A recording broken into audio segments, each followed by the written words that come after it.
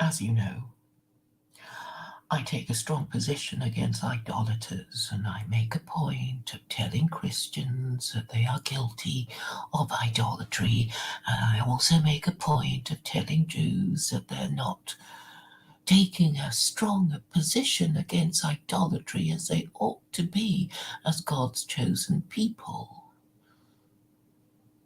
And I also make a point of telling Muslims that they're not taking a sufficiently strong position on idolatry, and the only way of them making a sufficiently strong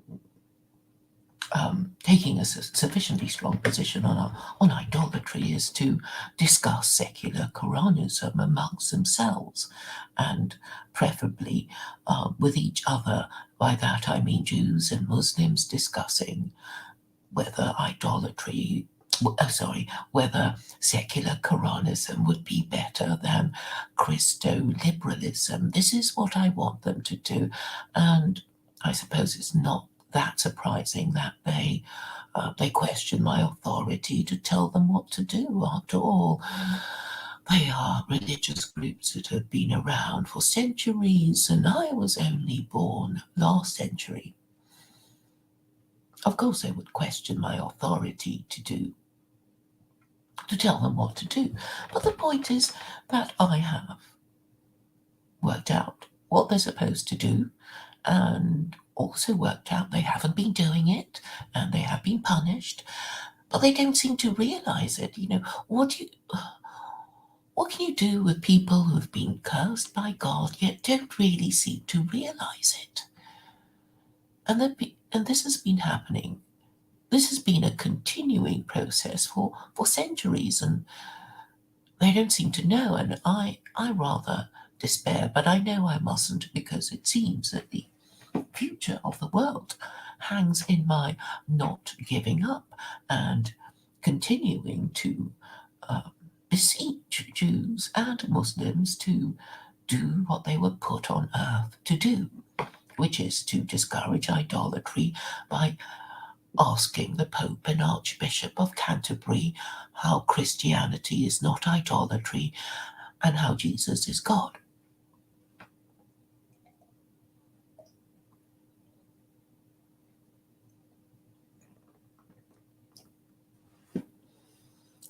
As you can imagine, I do come into contact online with all kinds of people, and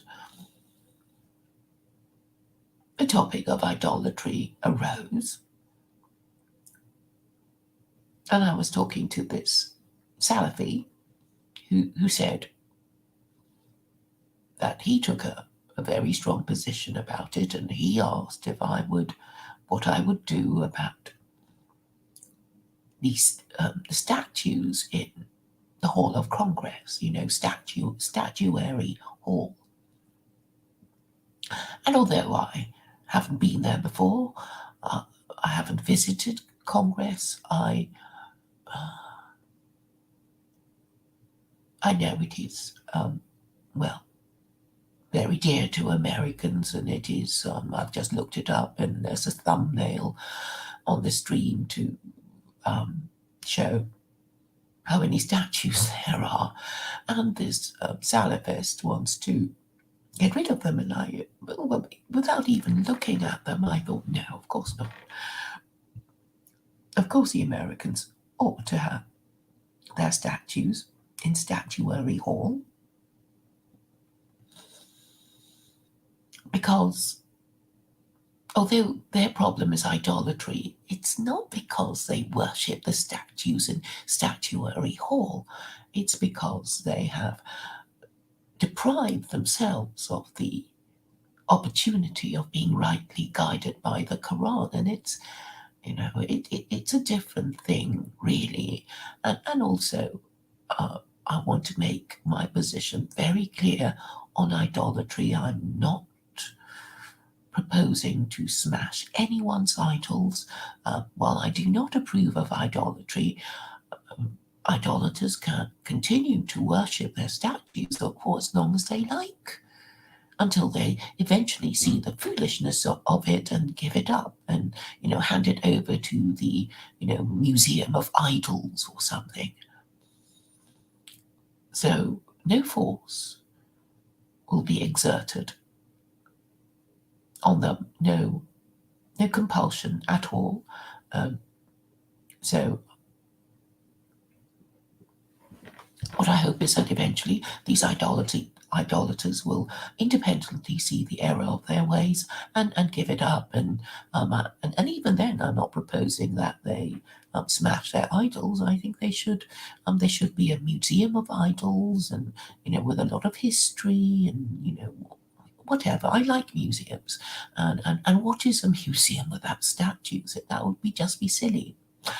And the subject of Mount Rushmore came up, and he also wanted Mount Rushmore gone, and I said no, of course not, because again, the problem that America gives to the rest of the world and to themselves too is not because Americans worship their deceased presidents and their idols. It is because they have deprived themselves of the opportunity of being rightly guided by the Quran.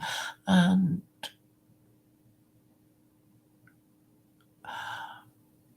I just wish to impress upon Americans that their First Amendment rights will be respected. In fact, I make it a point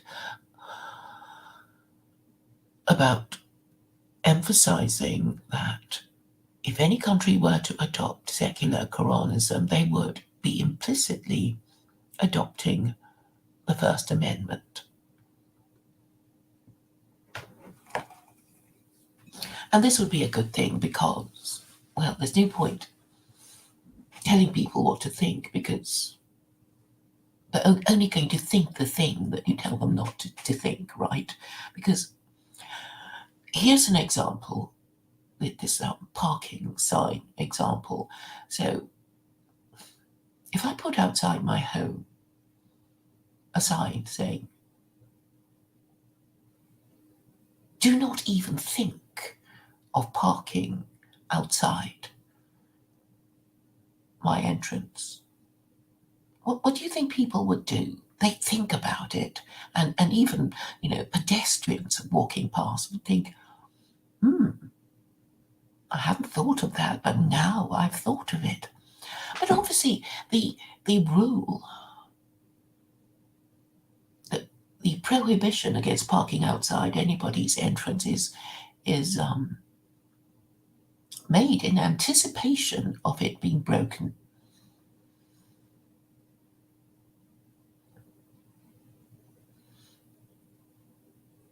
And I guess I'm saying that God, if he exists in his wisdom, anticipated that there will be lots of people who will incline towards idolatry. And he's saying, don't do it. But he's also saying, I know you're going to do it anyway. And I'm not proposing to punish you. And you can do it. But see how far it gets you, because it's going to harm you. And a good example would be the Americans. So I'm sure they don't think of themselves as a nation of idolaters, but if you ask them what kind of religion they have, they would immediately say that they were Christian. And if you ask them if they really worshipped their deceased presidents on Mount Rushmore, they would laugh at you.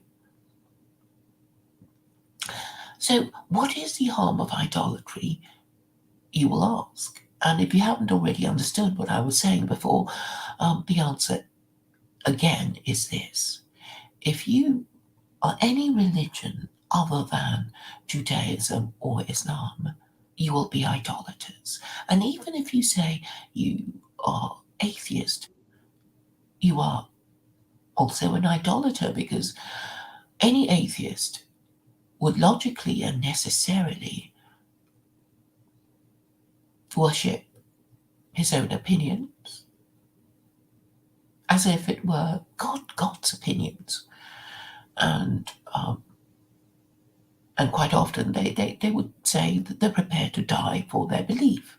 Lots of them say to me, and I know they're atheists, and they say, "Oh, I would rather die than do as you say." And lots of people have said that, and I thought, but your opinion is so dumb, and I can prove it to be dumb, and the only thing left for you to do is, well, not speak to me again, and this has happened, and it's very sad, but I think I've made my point, and it is important for me to make my point, because although these friendships are precious to me, I feel I have to make the occasional sacrifice because I have to make my point.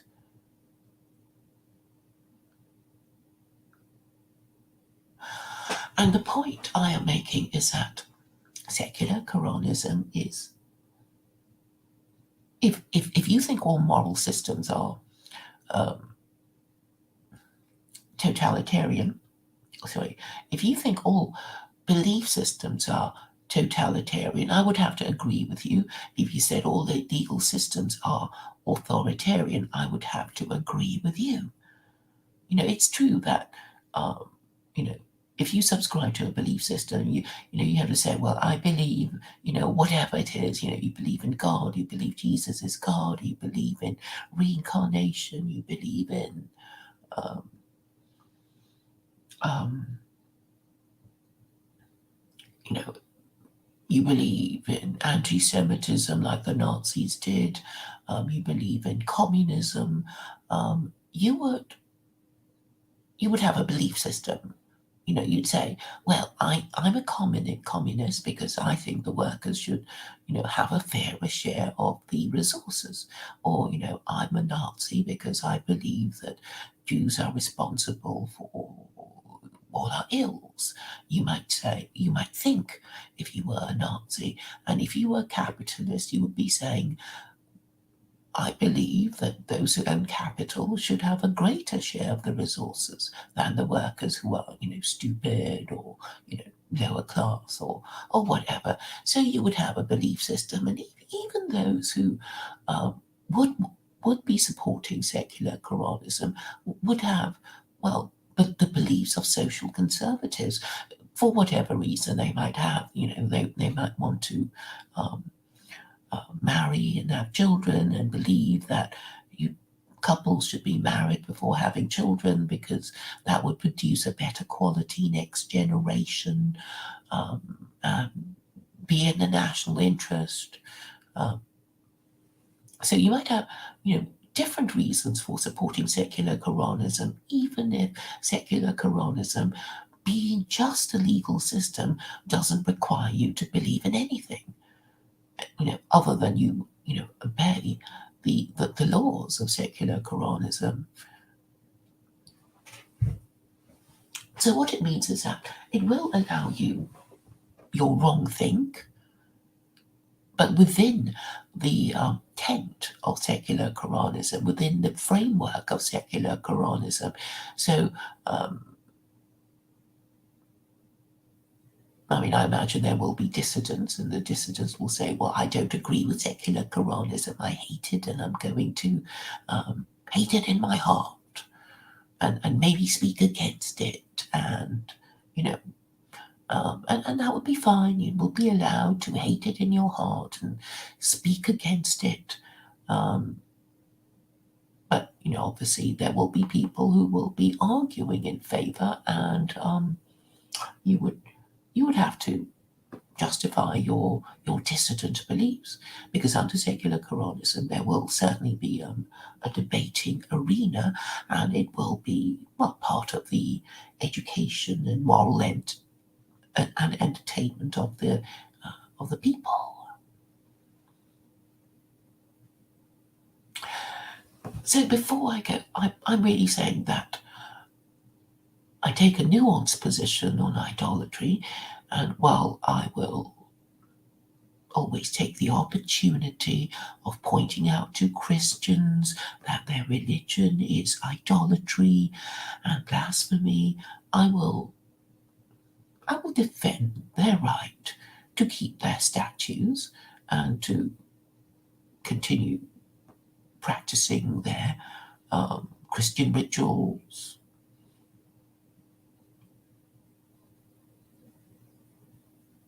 Until they get tired of it themselves and decide to move on over to Islam, or if they don't, that's still okay. Um, but that is the system I propose. So I don't want to be confused with people who want to smash idols, because I don't. And I respect the right to private property, and I also respect. I also understand that if you go around smashing people's idols, they'll just want to worship them even more.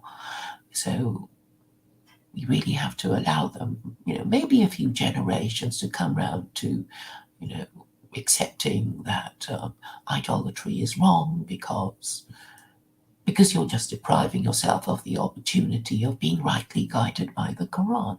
So, if you're going to be accusing secular Quranism of being a belief system, you would be wrong, because it's not a belief system, because it literally doesn't care what your religion is, but it will be punishing you if you break its laws. So I think within this moral and legal framework, you will have, well, enough freedom of belief to, to enjoy your life. And for this reason, secular Quranism is the best legal system that I can think of, because um, it makes you obey the laws of God, but the least restrictive version, and allows you the hum, allows you the human right of freedom of belief. And for this reason, it is the best legal system. And Americans in particular should choose it, or discuss it if it's a bit too soon. And I urge Americans who are concerned about the future of their country, particularly when I would be frightened. I would be frightened if I were American. I mean, what's this about cancelling Carlson? And well, basically Fox has been cancelled, right? So Americans have kind of become like the stupid Europeans, the stupid British who aren't even allowed to have Fox News. I mean, their version of Fox News is GB News, and it's completely pathetic, and they won't even have me on. So they're really pathetic. And well, yeah, I feel sorry for you guys, and I'm saying you can actually save yourselves by talking about secular Quranism with each other, and it doesn't even have to be favourable. I don't really care, even if you don't like it and you speak about it in derogatory terms, as long as you talk about it with somebody else who, well, in real life. And get that other person to speak to another in real life, and keep it going until the matriarchy falls. Because I think that's the only peaceful and legal way of doing it. I mean, it's okay. I don't know if you've missed. You may have not heard the my previous stream, which is a clip of Sydney Blumenthal talking to PM on Radio 4, on BBC Radio 4. No, sorry, it's not. It's the World at 1. And I thought it sounded really sinister. It sounded like he was intending to not just cancel Trump and Carlson, but he's going to be cancelling the Republican Party. Listen to it carefully. I mean, I was just listening to it while doing the washing up, but I thought the tone of it was very sinister indeed. So, well, I've been told by so many people that I'm perhaps too optimistic about the potential for the adoption of secular Quranism in my own lifetime. I do feel that there is no harm in my being upbeat about it because, well, I might as well. I'm doing it in order to succeed and not doing it in order to fail. And I think my tactics have been reasonably sound. I think I'm getting through the message. Just by the reaction of so many people, they've already heard of it and they don't want to hear about it anymore, which explains their reaction, which is actually good news. And um, and I'm kind of nearly there because what I have now is people who are satellites of Jordan Peterson, who are also who are clearly concerned about um, their future as middle class Americans, and I'm saying it's time for them to pull their socks up, and it's time for them to stop beating about the bush. It's time for them to talk politics and stop treating the Farturecci channel as some kind of online display of mental illness. It's time to be a man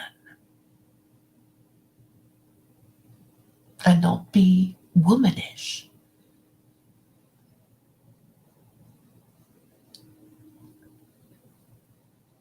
Suffering from the Peter Pan syndrome because you have given up on the idea of marriage because you can't bear the thought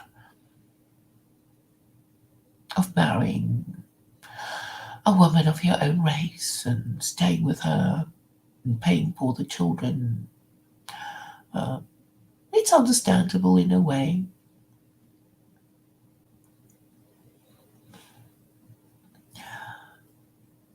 Yes, yes, and I get the impression that the way some young men talk, they would rather go to war than marry a woman of their own race and pay for her children. So it's something that men really ought to come to terms with, and try and work out a way of making marriage a better bargain. I have so many ideas, and basically, what I'm doing is demanding to be heard, demanding to be engaged with, um, demanding more or less to be asked sensible questions, tough questions, instead of this just ridiculous way that I've been treated.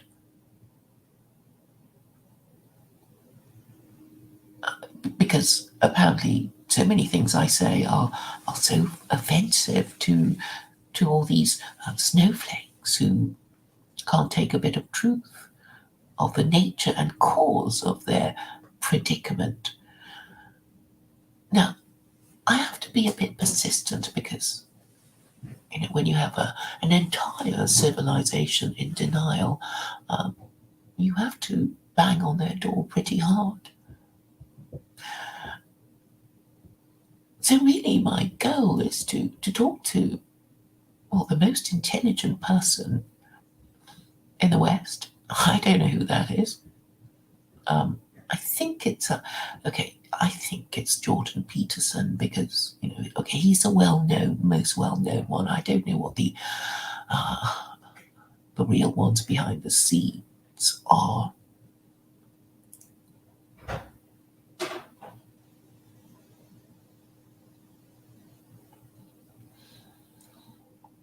but we must reach for the top, reach for the sky, and do our best to punch the message through.